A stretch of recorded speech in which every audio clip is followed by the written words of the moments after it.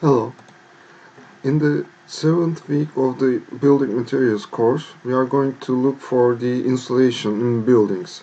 To be more specific, heat, sun, water and humidity insulation products we are going to examine. Also, after that, we will look for the materials, pieces and components of structural systems.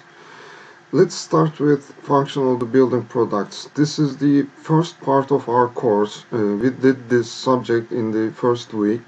I just wanted to remind the basic terminology and basic relations here. Humans, as we all know, in order to maintain a healthy and good life, require a reorganized living space compatible to their needs. They cannot live in nature like this. So, by separating a part of the natural environment with an envelope, in other terms, by generating a man-made environment, a built environment, then they can gain the necessary living spaces bearing essential living conditions. Based on this statement, the primal function of a building, of this envelope, is to offer a healthy and safe living environment to its users. By protecting them from the negative features of natural environment of outside. All the spaces of building, including building units, are formed by building elements, which are defined as integral products composed to physically meet one or some of the functions of the building. Building a building cannot protect its users by itself. It's mainly the function of its building elements. A building has an interactive and mutually influencing relationship with its outdoor and indoor environment all the time. All the factors affecting the environments of building are called environmental factors. Each factor or combination of different factors may cause a requirement. Requirements can be used to determine functions. An environmental factor may cause a requirement. A requirement can be used to determine functions. The main functions of a building are met by building elements and other products of building like materials, pieces and components. The sub-level products of elements are brought together to materialize a building element and impose the determined properties.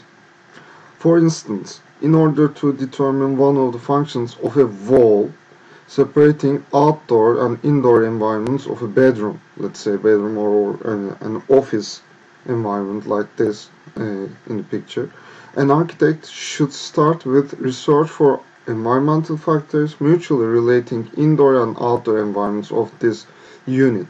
If there is a noise of 60 decibel in the outdoor environment, the requirement of the user in this office or bedroom environment is to sleep in maximum 10 decibel of acoustic ambience. According to this, one of the functions of bedroom wall, this wall here separating outdoor and indoor environment, can be determined as to present minimum 50 decibel of soundproofing. In order to achieve this function, this wall should be designed accordingly.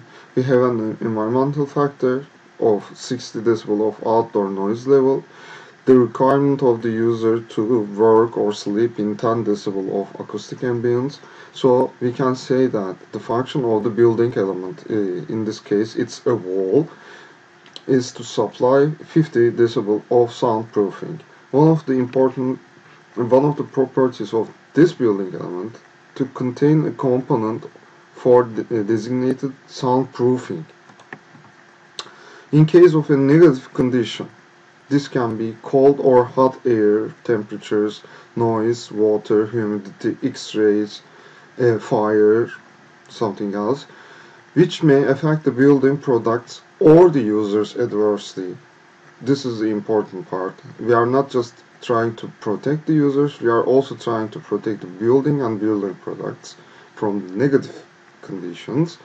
Being present in outdoor or indoor environment of the building, the building elements, such as walls, floors, foundations, roofs, should be designed with proper building pieces and components to protect the other building products and the users from negative conditions.